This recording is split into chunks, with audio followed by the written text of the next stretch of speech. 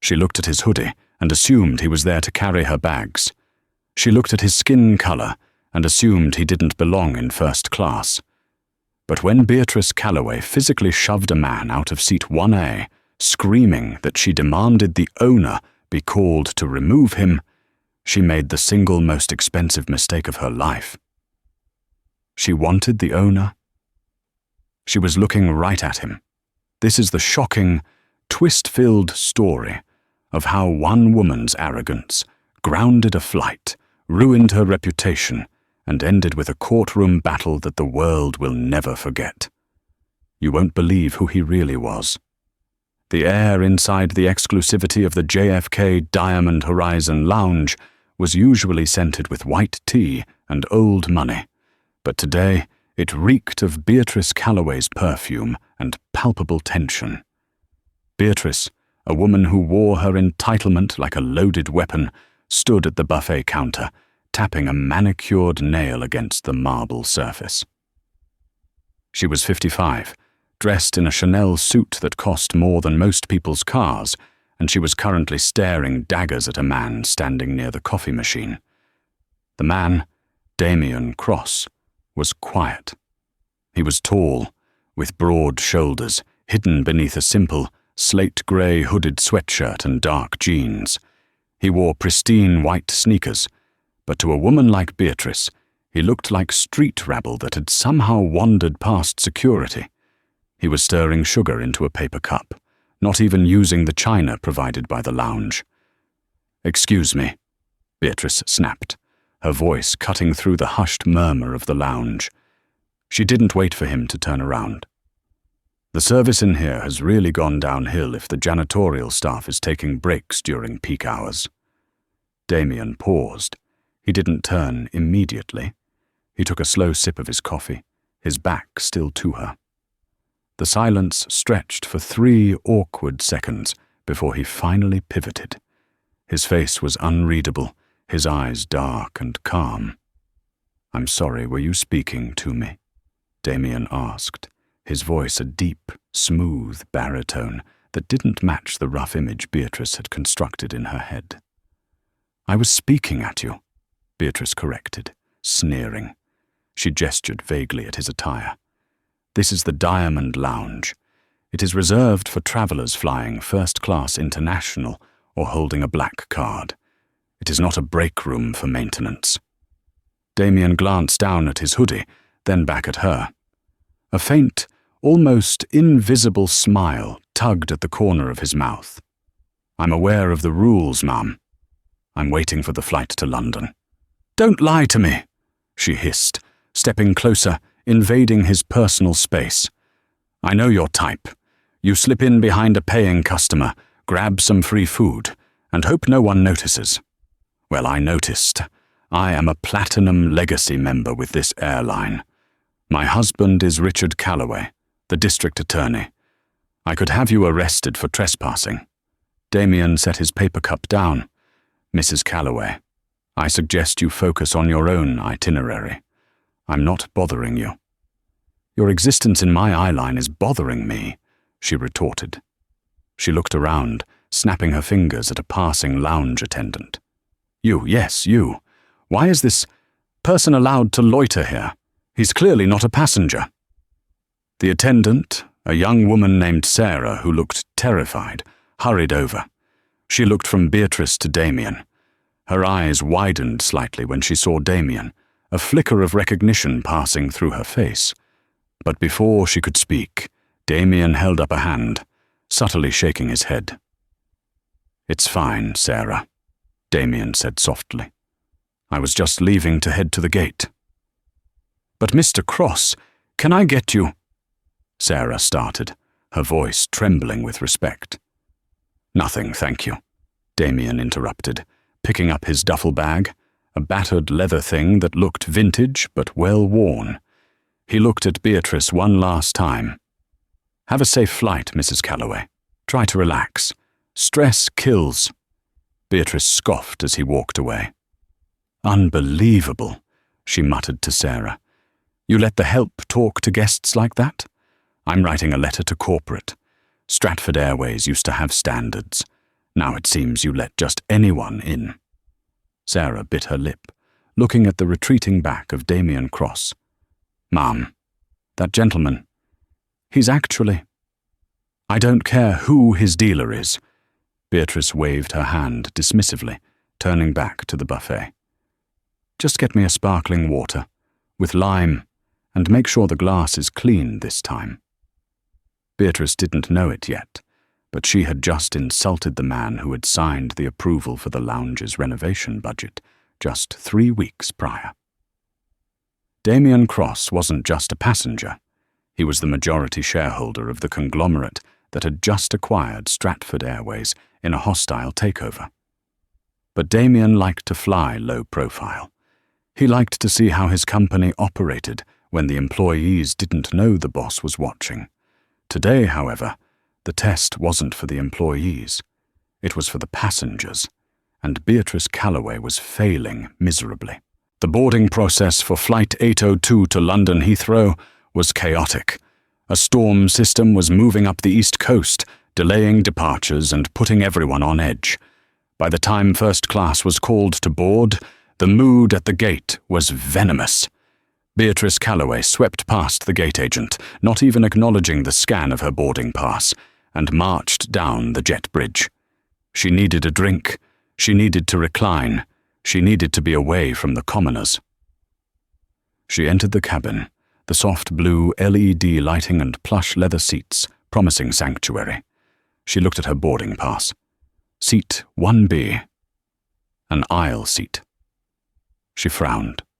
She hated the aisle. She preferred the window, seat 1A, where she could control the shade and ignore the rest of the cabin. Usually, she bullied the gate agents into moving her, but today the flight was fully booked. "Well," she muttered to herself, stuffing her oversized Louis Vuitton carry-on into the overhead bin with aggressive shoves. "I'll just see who has 1A. Probably some upgrade nobody. I'll make them switch." She sat down in 1B, arranged her coat, and waited. 10 minutes later, the cabin was filling up. Businessmen in suits, a famous tech influencer, and a tired-looking diplomat took their seats. And then he walked in. The man from the lounge, the janitor. Damien Cross walked onto the plane, ducking his head slightly under the doorframe. He carried his battered duffel bag and navigated the aisle with an easy grace. He stopped at row 1. Beatrice's jaw dropped. Then it snapped shut, her teeth grinding together. Damien checked his digital boarding pass on his phone, then looked at Set 1A, the window seat right next to Beatrice. "Excuse me," Damien said politely, gesturing to the empty window seat. "I believe I'm in 1A." Beatrice didn't move her legs. She had them crossed, blocking access to the window seat. She stared at him, her eyes wide with indignation. "This is a joke," she laughed, a cold, brittle sound. "You? In first class? Did you steal that ticket?" "Mrs. Calloway." Damien sighed, his patience beginning to fray at the edges, though his voice remained calm. "Please let me through. We're holding up the boarding process." Behind Damien, a line of passengers was forming, peering over his shoulder. "I will not," Beatrice declared loudly. "Stewardess, we have a security breach." The lead flight attendant, a sharp woman named Nancy, with 20 years of flying experience, hurried over from the galley. "Is there a problem, Mrs. Calloway?" "Yes, there is a massive problem." Beatrice pointed a shaking finger at Damien. "This man is harassing me. He claims to have a ticket for first class. Look at him. He's wearing a hoodie. He probably snatched a boarding pass from a bin. I demand you check his credentials immediately." Nancy looked at Damien. She didn't recognize him personally. Damien rarely made public appearances, and the acquisition of the airline was so new that his face hadn't made it to the company newsletters yet. But she saw a calm passenger and a hysterical one. "Sir, may I see your boarding pass?" Nancy asked politely. Damien held out his phone. Nancy scanned it. The device beeped green. Damien Cross. Seat 1A. Status, VVIP. Nancy blinked. She had never seen the VVIP tag pop up on her handheld scanner before. Usually it said Platinum or Gold. "Everything seems to be in order, Mrs. Calloway," Nancy said, handing the scanner back. "Mr. Cross is in Seat 1A. Please let him through so we can finish boarding." "I don't believe you," Beatrice snapped. "The machine is broken, or he hacked it. I am not sitting next to a thug for 7 hours. I refuse." "Ma'am, you have 2 choices," Damien said, his voice dropping an octave, becoming dangerously low. "You can let me into my seat, or you can get off the plane. But I am sitting in 1A. Beatrice stood up. She was shorter than him, but her fury gave her a strange, towering presence. "You think you can threaten me? Do you know who I am? I know the CEO of this airline. I have met him at galas. If I make one phone call, you will be on the no-fly list for the rest of your miserable life." Damien actually laughed then. It was a short, dry chuckle. "You know the CEO? Really?" "Yes. Mr. Jonathan Stratford is a personal friend." "Jonathan Stratford retired 3 months ago," Damien said. "He sold the company." "Liar!" Beatrice shrieked. She grabbed her heavy purse and swung it, intending to put it on the seat between them. But in her anger, the metal buckle of the bag swung wide and struck Damien hard on the cheekbone. A collective gasp went through the cabin. The sound of metal hitting flesh was sickeningly loud. Damien didn't flinch, but a small cut opened up on his cheek, a bead of blood welling up. He reached up, touched the cut, and looked at the blood on his finger. The cabin went dead silent. "You just assaulted me," Damien stated. It wasn't a question. I was moving my bag," Beatrice stammered, realizing she might have gone too far, but doubling down instantly. "You shouldn't have been standing so close. It's your fault. Now get out of my way." She tried to physically shove him backward into the galley. "I am taking Seat 1A. You can sit in the back with your kind." That was the breaking point. Damien caught her wrist. He didn't squeeze, but he held it firm, stopping her shove. He looked over her shoulder at Nancy, the flight attendant. "Captain," Damien said clearly, "I want the captain out here. Now."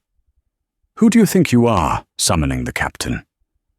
Beatrice laughed nervously, trying to yank her hand away. "He flies the plane. He doesn't deal with trash." The cockpit door opened. Captain Miller, a grey-haired veteran pilot with stern eyes, stepped out, having heard the commotion. He saw the blood on Damien's face. He saw Beatrice's claw-like grip on Damien's hoodie. "What is going on here?" Captain Miller demanded. "This man is assaulting me!" Beatrice screamed, twisting the narrative instantly. "He's trying to steal my seat. Arrest him!" Captain Miller looked at Damien. He looked at the cut. Then he looked closer at Damien's face. The captain froze. He had been at the merger meeting last week. He had seen the new owner in the boardroom, wearing a suit. But the eyes, those intense, intelligent eyes, were unmistakable. Mr. Cross?" the captain stammered, his face draining of colour. Damien released Beatrice's wrist and wiped the blood from his cheek with a cocktail napkin Nancy handed him. "Good evening, Captain Miller," Damien said calmly. "I believe there's a dispute over who owns this seat. This woman seems to think she owns the plane." Beatrice huffed, straightening her jacket. "Finally some respect. Captain, remove him. He's clearly dangerous." Damien turned to Beatrice. The air in the cabin seemed to drop 10 degrees. He reached into his pocket and pulled out a simple, black metal card. It wasn't a credit card. It was a security clearance ID with a holographic chip. He held it up. "You said you wanted to call the owner, Mrs. Calloway," Damien said, his voice ringing clear through the silent first-class cabin. "You don't need to make a call." He stepped closer, towering over her. "My name is Damien Cross. My company, Cross Global, finalized the purchase of Stratford Airways this morning at 9 a.m. I own this plane. I own the seat you're standing in. I own the lounge you harassed me in. And right now, I'm deciding whether I own enough patience to let you fly on my airline ever again."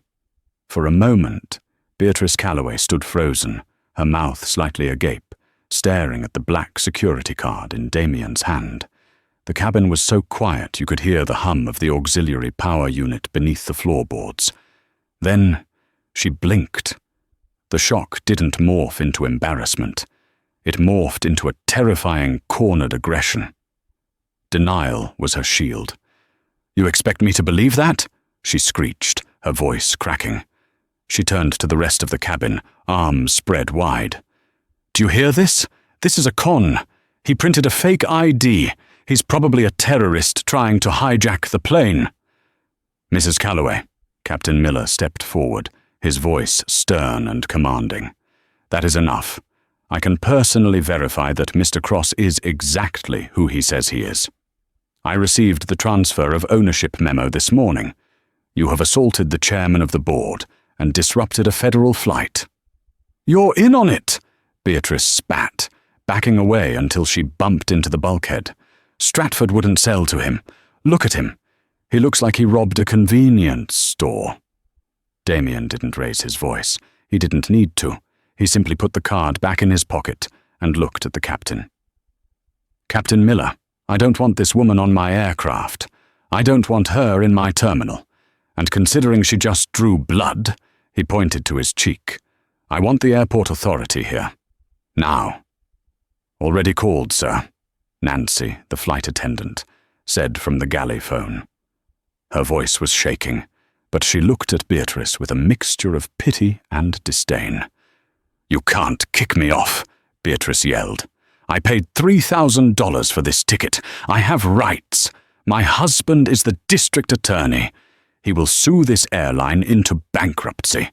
He will have your pilot's license, and you," she pointed a trembling finger at Damien, "you will be in jail by tonight." Damien sat down in seat 1A. He didn't shove her. He just moved into the space she had been guarding, buckled his seatbelt, and pulled out a tablet. "I'll wait," he said dismissively. 2 minutes later, the heavy thud of boots on the jet bridge echoed through the door. 2 Port Authority officers, Officer Martinez and Officer O'Malley, boarded the plane. They were large men who had dealt with drunk tourists and unruly passengers before, but the tension here was different. "What's the problem, Captain?" Officer Martinez asked. "Passenger in 1B assaulted a fellow passenger and is refusing to deplane," Captain Miller said, pointing at Beatrice. "The victim is Mr. Cross, the owner of the airline." The officers looked at Damien, then at the blood on his cheek. Then they looked at Beatrice, who was clutching her Louis Vuitton bag to her chest like a shield. "Mom, you need to grab your belongings and come with us," Martinez said calmly. "No," Beatrice shrieked. "Arrest him. He's the aggressor. He threatened me." "Mom, we have witness statements already being written by the flight crew," O'Malley said, stepping closer. "We can do this the easy way or the hard way. But you are leaving this plane." Beatrice looked at the sea of faces in first class. The tech influencer in row 2 was holding up his phone, recording everything. The diplomat was shaking his head. No one was coming to her rescue. "Don't touch me!" she screamed as Martinez reached for her arm. She swung her bag again, this time hitting O'Malley in the shoulder. That was it. "You are under arrest for assault and battery," O'Malley barked. In one fluid motion, he spun her around. The click of handcuffs echoed through the cabin. "My husband is Richard Calloway," she wailed as they marched her down the aisle. "Richard Calloway, you're making a mistake." As she was dragged past Damien, she lunged toward him one last time, spitting in his direction. "You're nothing, you hear me? You're dirt." Damien didn't even look up from his tablet. "Nancy," he said softly, "could we get some ice for my face? And maybe a round of champagne for the cabin? Apologies for the delay, everyone." As Beatrice was hauled off the jet bridge, kicking and screaming, a spontaneous round of applause broke out in the cabin. But outside, the storm was just beginning. Beatrice sat in the sterile, fluorescent-lit holding cell of the airport police station. Her Chanel suit was wrinkled, her mascara was running, and her wrists were chafed from the handcuffs. She was trembling with rage, not fear. In her mind, this was still a misunderstanding that Richard would fix. She had demanded her phone call immediately. "Richard!" she screamed into the receiver when he finally picked up. "You have to get down here. The JFK police have lost their minds. They arrested me." On the other end of the line, Richard Calloway, the ambitious district attorney of New York, was sitting in his mahogany-paneled office. He rubbed his temples. "Beatrice, slow down. What happened? I'm in the middle of a briefing. Some thug on the plane attacked me, and they took his side because he claimed to own the airline.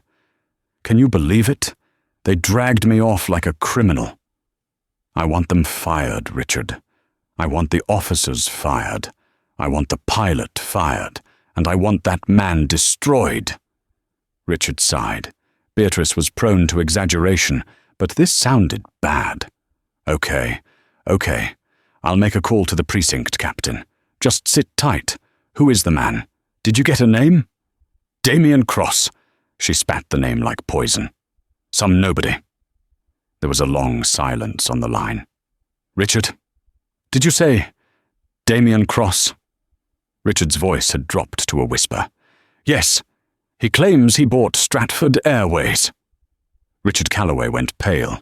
He spun his chair around to his computer and typed in a name. The news was already breaking on the financial tickers. "Cross Global finalizes acquisition of Stratford Airways." And right below it, a breaking news alert from TMZ. "Beatrice," Richard said, his voice tight. Did you hit him?" "I defended myself." "Did you hit him?" Richard roared. "He was in my face. My bag might have grazed him." "Oh my God," Richard whispered. "Beatrice, shut up. Do not say another word to the police. Do not speak." "Why? You're going to fix this." "I can't fix this, Beatrice. Check your phone. If they let you keep it, check it." Beatrice frowned. She pulled her smartphone out of her pocket. The officers hadn't confiscated it yet, as she wasn't fully processed. She opened her social media app. The first thing she saw was a video titled, "Karen Attacks Billionaire Owner of Airline Instant Karma." It had 2.4 million views. It had been posted 40 minutes ago. Her trembling finger tapped the play button. The video was clear, high definition. It showed her standing over Damien. It showed her screaming about janitorial staff. It showed her swinging the bag. It showed the blood. And worst of all, the audio was crystal clear. "My husband is Richard Calloway, the district attorney. I could have you arrested." She watched herself say it. She watched the comments rolling in at lightning speed. User 1. "Richard Calloway, the DA, isn't he up for re-election?" User 2. "Imagine being this racist and entitled. She attacked him for wearing a hoodie." User 3. "Damien Cross is a legend. He handled that with so much class." Boycott Calloway. User 4. "I hope she enjoys prison. That's assault on a federal level." Beatrice felt the blood drain from her face. "Richard, they filmed it." "I know," Richard said, his voice cold and distant. "My press secretary just walked in. The phones are ringing off the hook. The mayor is on line too." "Well, tell them I was provoked." "Beatrice," Richard said, and for the first time in their 20-year marriage, she heard genuine hatred in his voice. "You just assaulted one of the most powerful men in global finance, on camera, while shouting my name and position to intimidate him. You didn't just ruin your flight. You just ended my career. Richard, please, I'm not coming down there," he said. "I'm sending a junior associate, and Beatrice, don't come home tonight." The line went dead. Beatrice stared at the phone. For the first time, the bubble of her delusion popped. She looked up at the one-way mirror of the interrogation room. The door opened, and a woman in a sharp suit walked in. It wasn't a lawyer. It was a federal agent. "Mrs. Calloway," the agent said. "I'm Agent Vance with the FBI. Given that this incident occurred on an aircraft and involved the owner of a major airline, this is now a federal investigation. We need to talk about the hate crime enhancements the prosecutor is considering." Beatrice Calloway, the woman who ruled her social circles with an iron fist, put her head on the metal table and began to sob. But there was no sympathy in the room. Karma had arrived, and it had brought the feds. 3 weeks later, the day of the hearing arrived. It wasn't just a legal proceeding, it was a spectacle. The video of Beatrice Calloway screaming at Damien Cross had been viewed over 40 million times. It had sparked hashtags, late-night talk show monologues, and a national conversation about entitlement. Beatrice walked up the steps of the federal courthouse, shielding her eyes from the blinding flashes of paparazzi cameras. She wasn't wearing Chanel today. Her lawyer, a frantic, sweating man named Arthur Pembroke, hired only because Richard refused to let his own firm represent her, had advised her to dress modestly. She wore a grey cardigan and slacks that made her look small and defeated. Inside, the courtroom was packed. Every seat was taken. When the bailiff announced, "All rise," the tension was suffocating. Judge Henry Sterling took the bench. He was known as the Hammer for a reason. He had zero tolerance for theatrics. "Be seated," Judge Sterling grunted. He looked over his spectacles at Beatrice, then at the prosecution table, and then the doors opened. Damien Cross entered. He didn't walk in like a victim. He walked in like a titan. He wore a bespoke navy suit that fit him perfectly, contrasting sharply with the hoodie he'd worn on the plane. He was flanked by 2 associates, but he walked alone down the center aisle. The room went silent. He took a seat in the front row behind the prosecutor. Beatrice couldn't even look at him. She stared at her hands, which were shaking violently. "Mrs. Calloway," Judge Sterling began, his voice booming, "you are charged with interference with flight crew members and attendants, simple assault within the special aircraft jurisdiction of the United States, and disorderly conduct. How do you plead?" Arthur Pembroke stood up. "Your Honor, my client pleads not guilty. We believe this has been blown out of proportion by the media." Mrs. Calloway was under extreme stress and, "Mr. Pembroke," the judge interrupted, holding up a hand. "I have seen the video. The entire world has seen the video. Your client struck a passenger who happened to be the owner of the airline. She then attempted to use her husband's political office to intimidate law enforcement. Is that correct?" "Objection, Your Honor. Context is key." "The context," the prosecutor, a sharp woman named Ms. Kincaid, stood up, "is that the victim, Mr. Cross, sustained a laceration requiring stitches. Furthermore, the flight was delayed by 2 hours, costing the airline thousands in fuel and staffing overages. We are seeking maximum penalties to set a precedent." Then came the twist. Ms. Kincaid cleared her throat. "Additionally, Your Honor, we have a new piece of evidence submitted by Mr. Cross's legal team this morning. It regards the stress the defense claims Mrs. Calloway was under." Beatrice looked up, confused. "What evidence?" Ms. Kincaid projected an image onto the court screens. It was a receipt. "This is a bar tab from the airport terminal, time-stamped 40 minutes before the incident in the lounge. Mrs. Calloway consumed 3 double vodkas before even entering the Diamond Lounge. She wasn't stressed, Your Honor. She was intoxicated." Beatrice gasped. She had forgotten the pre-lounge drinks, the gallery murmured. Judge Sterling's face hardened into stone. Intoxication on a federal flight adds a layer of negligence to the assault charge, the judge said coldly. Bail is hereby revoked. The defendant is considered a flight risk given her resources and erratic behavior. Revoked!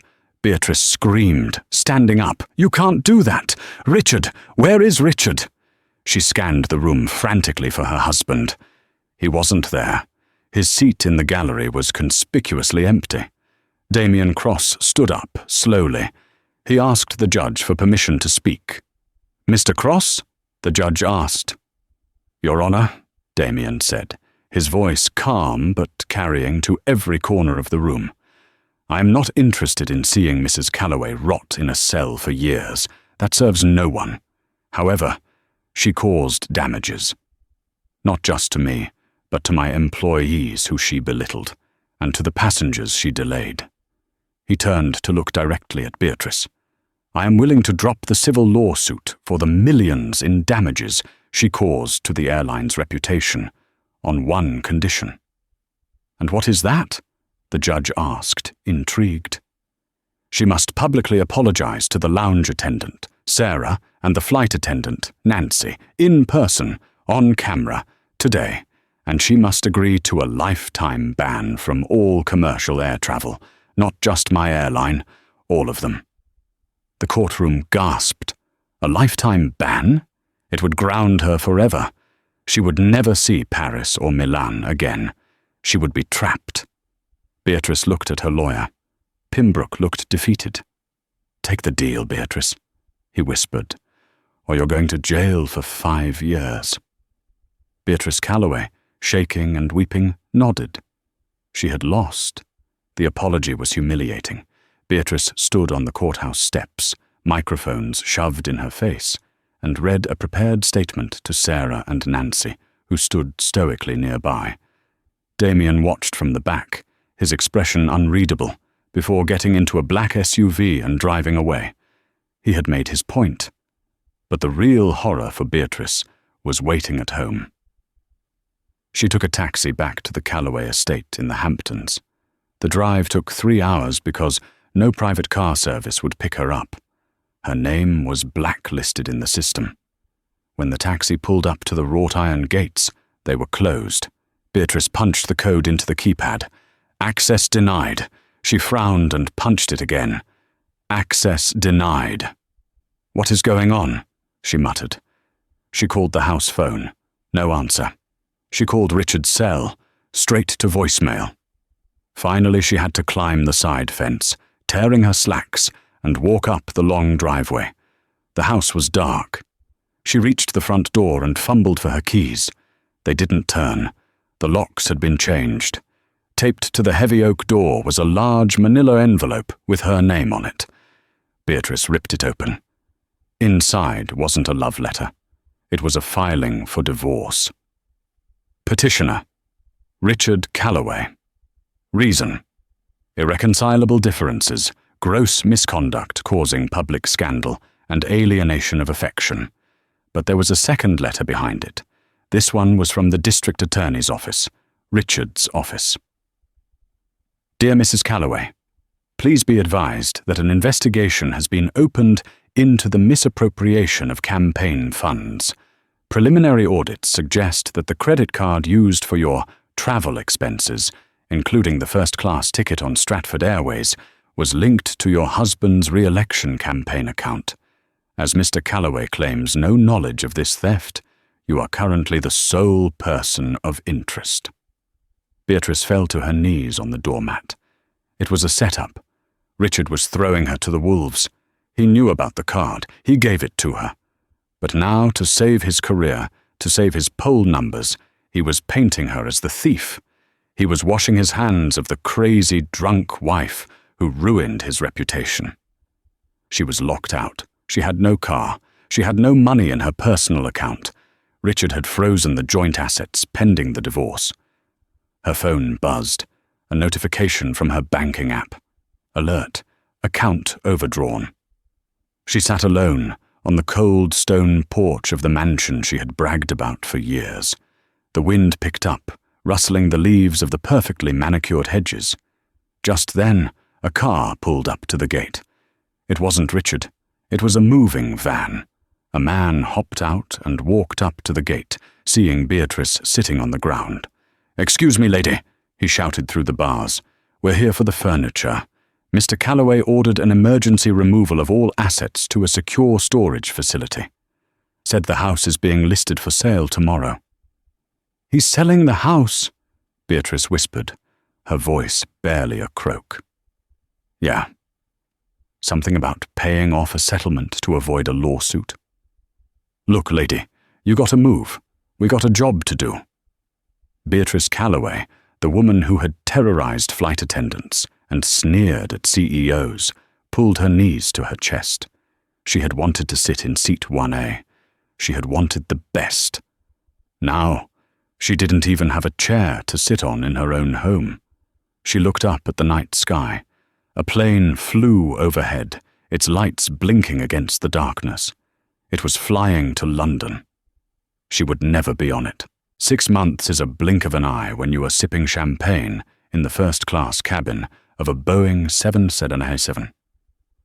But 6 months is an eternity when you are scrubbing congealed ketchup off a laminate counter in the Newark Greyhound bus terminal.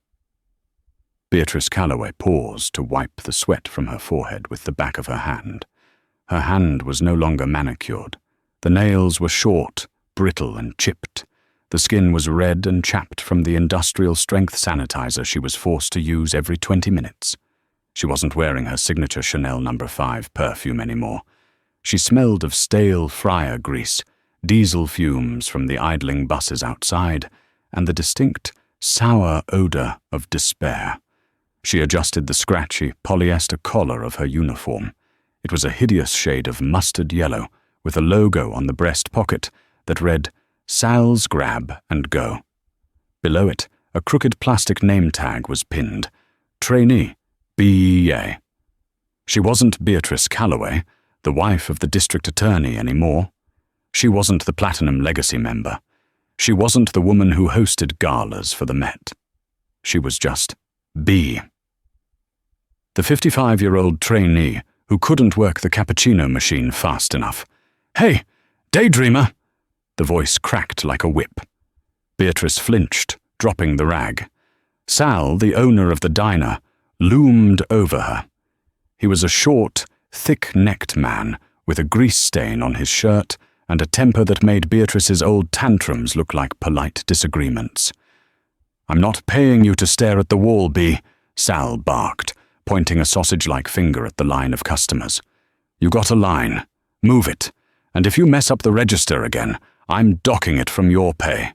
I don't care if you used to be the Queen of England. Here, you're just slow." "I'm sorry, Sal," Beatrice whispered, her voice raspy. "I'm moving." "Sorry doesn't butter the toast," he grumbled, walking away to yell at the fry cook. Beatrice stepped up to the register. Her feet throbbed.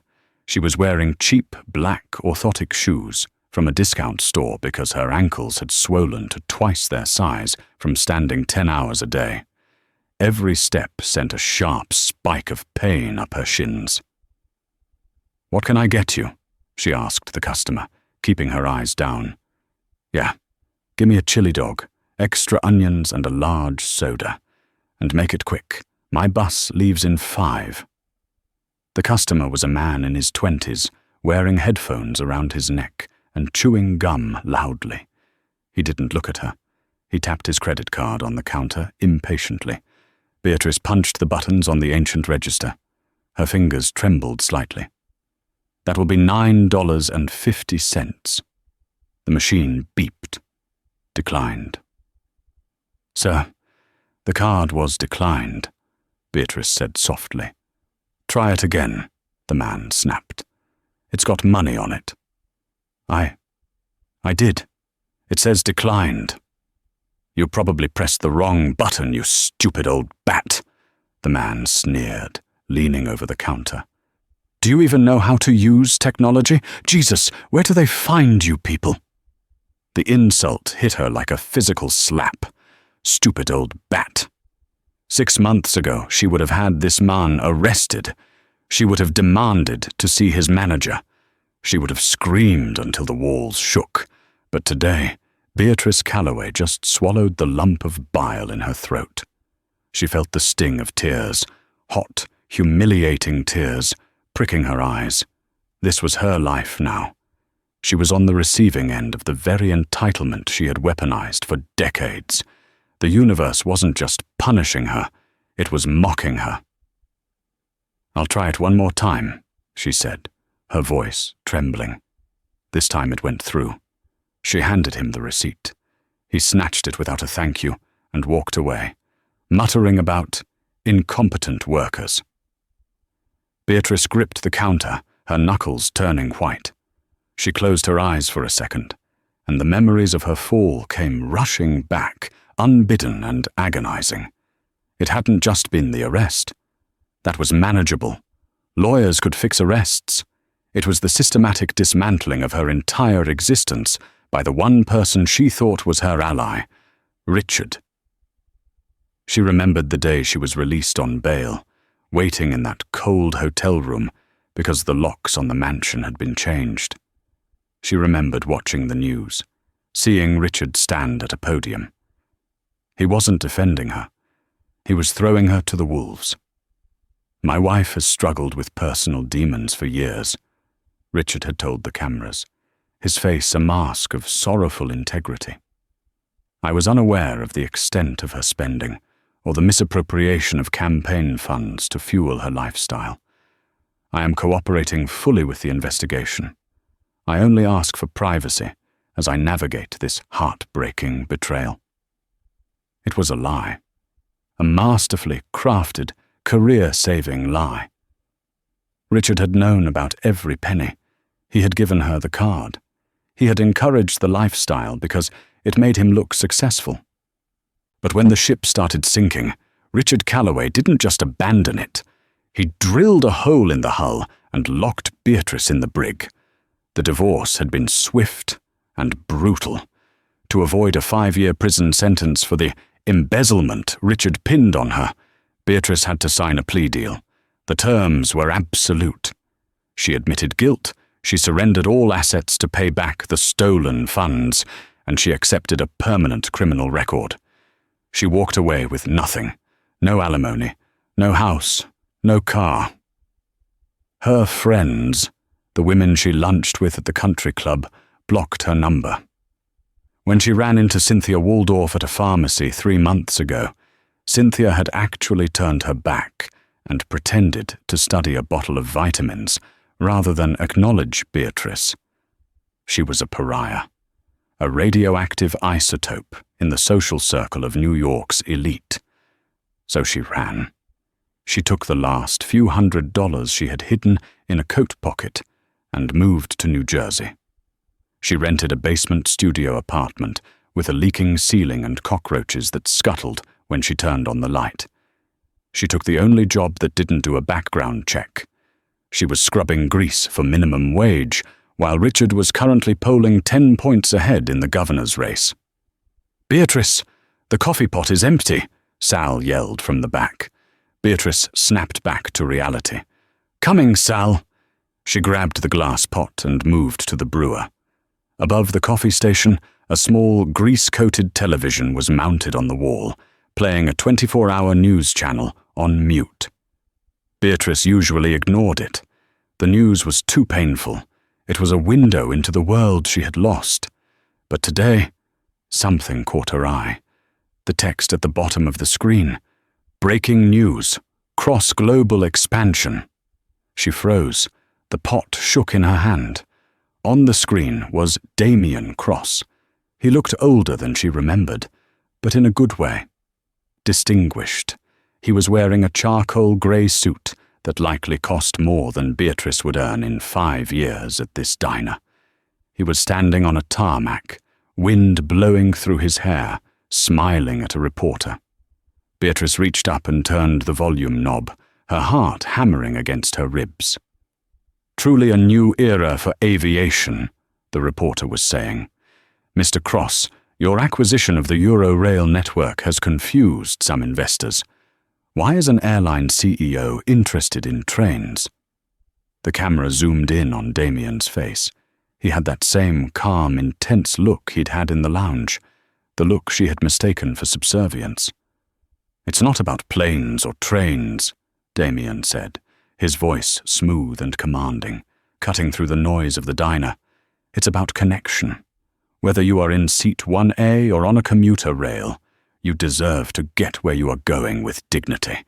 We are building a network that respects the passenger, regardless of their budget." Beatrice felt the air leave her lungs. Dignity.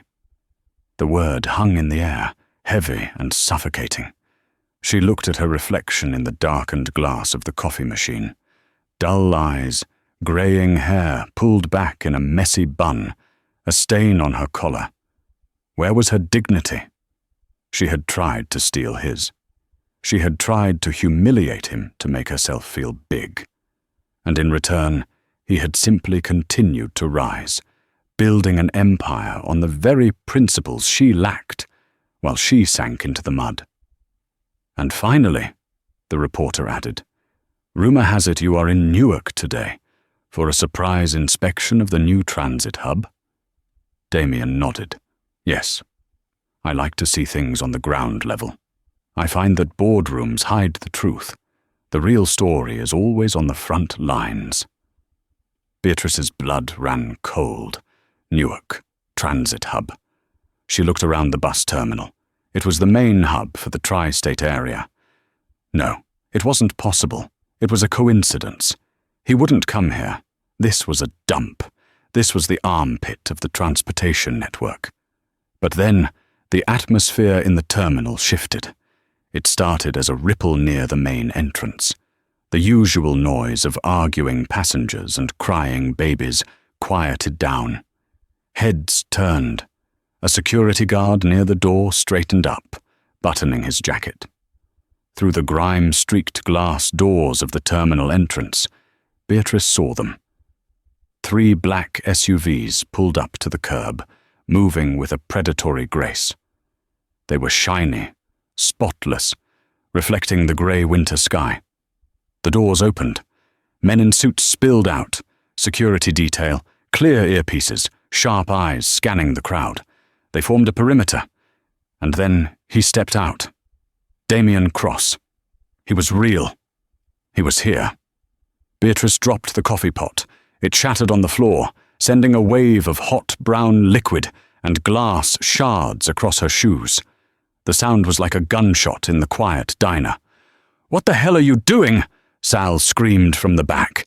"That's coming out of your tips." Beatrice didn't hear him. She couldn't breathe. She backed away, pressing herself against the rear counter, her hands trembling violently. "He can't see me. He can't see me." She frantically looked for a place to hide. The storage room? The bathroom? But there was no way out from behind the counter without walking past the open front of the stall. Damien walked into the terminal. He was flanked by 2 nervous-looking city officials and his own team of assistants. He walked with a stride that owned the floor. He pointed at the ceiling, asking a question, and the officials scrambled to answer. He pointed at the ticketing kiosks, nodding as an assistant took notes. He was moving closer. Beatrice crouched down behind the counter, her heart beating so hard she thought she might pass out. She pulled her knees to her chest, burying her face in her hands. "Please, God, please just let him walk by. I've paid enough. Haven't I paid enough?" She heard the footsteps, the click-clack of expensive leather shoes on the linoleum floor. They were getting louder. "The infrastructure needs a complete overhaul," she heard Damien's voice. It was terrifyingly close. "The lighting is depressing. The air quality is poor. If we are going to integrate this with the flight network, it needs to feel seamless." "Yes, Mr. Cross. Absolutely," a sycophantic voice replied. "We have a budget proposal for the lighting." The voices stopped, right in front of Sal's grab and go. Beatrice squeezed her eyes shut. "Keep walking, please keep walking." Thirsty work, Damien said. His voice was different now. Less business, more casual. Is anyone else thirsty?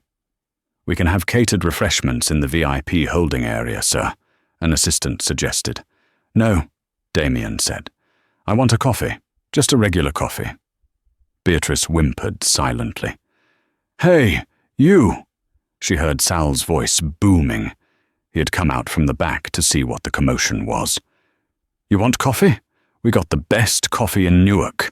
Fresh pot. Sal kicked Beatrice's leg under the counter. Get up, he hissed. It's a suit. Get up and serve him. Beatrice shook her head frantically, tears streaming down her face. I can't, she whispered. Sal, please, I can't. Get up. Sal grabbed her arm and hauled her to her feet. Beatrice rose like a ghost.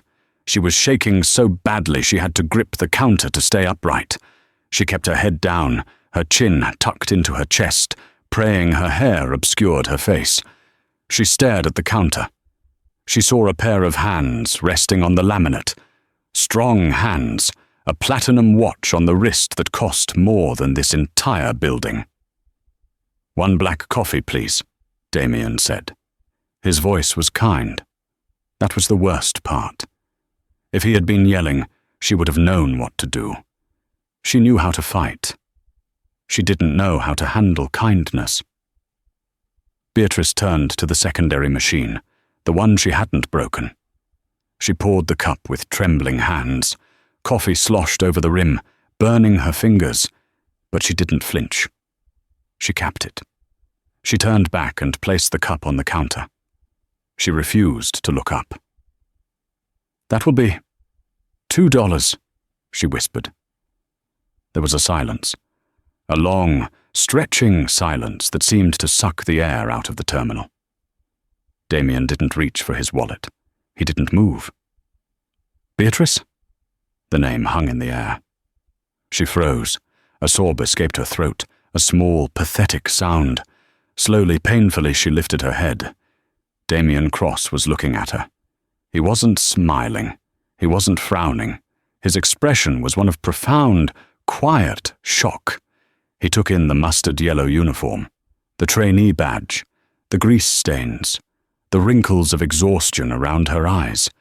He looked at the woman who had screamed that he was a janitor, who had demanded he be removed from her sight, who had told him he was dirt. The officials behind Damien looked confused. They looked from the billionaire to the disheveled cafeteria worker. Mr. Cross? Do you know this woman? One of them asked. Beatrice held her breath. This was it. The final blow. He was going to tell them. He was going to laugh. He was going to tell the world that the woman serving him coffee was the Karen from the video. He would destroy the last shred of anonymity she had left. Damien looked at Beatrice. He saw the terror in her eyes. He saw the absolute, crushing defeat. He looked at the official. No, Damien said softly. I don't know her. Beatrice blinked. The tears spilled over, running through the grime on her cheeks. Damien turned back to her. He reached into his pocket. He didn't pull out a black card. He pulled out a bill. He placed it on the counter. Keep the change, he said. He picked up the coffee, took a sip, even though it was cheap, burnt sludge, and nodded to her. Thank you. You have a hard job. I appreciate it. He turned around. Let's go, gentlemen. We have a schedule to keep. The entourage moved out. The whirlwind of power and money swept away toward the exit, leaving the terminal exactly as it was before, grey, cold, and miserable. Beatrice stood frozen. She looked down at the counter. It wasn't a 20. It wasn't 100. It was a single, crisp $1 bill. It lay there, green and mocking against the yellow laminate, the exact price of the coffee she had mocked him for drinking in the lounge all those months ago. You slip in behind a paying customer, grab some free food. He hadn't forgotten, but he hadn't destroyed her either. He had done something worse. He had pitied her. He had looked at her and decided she wasn't even worth the effort of revenge. She was beneath his anger. She was just background noise. "Hey, trainee!" Sal shouted, grabbing the dollar bill from the counter and stuffing it into the tip jar. "Stop dreaming. You got a mess to clean up. Grab the mop." Beatrice Calloway stared at the glass doors where Damien had vanished. The automatic doors slid shut, cutting off the view of the black SUVs driving away into the city. She looked at the mop bucket in the corner, the grey water, the dirty string head. Slowly she walked out from behind the counter. She picked up the mop. It was heavy. "I'm coming," she whispered to the empty air. "I'm coming." She lowered the mop to the floor and began to scrub, erasing the spill just as the world had erased her. And that is the tragic, yet undeniable end of Beatrice Calloway. She wanted to sit in the seat of power, but she forgot that power without humility is just a trap waiting to snap shut. She lost her fortune, her husband, and her freedom, all because she couldn't see the humanity in a man wearing a hoodie. Damien Cross proved that true wealth isn't about what you own. It's about how you treat people who can do nothing for you. He walked away with his head high, leaving Beatrice in the prison of her own making. It's a brutal lesson. Be careful who you step on while climbing up the ladder, because you might just meet them on your way down. What do you think? Did Damien let her off too easy by walking away? Or was his silence the ultimate punishment? Let us know in the comments below. If you enjoyed this roller coaster of drama and karma, please smash that like button. Don't forget to share this with your friends and subscribe for more stories about justice served cold. Thanks for watching.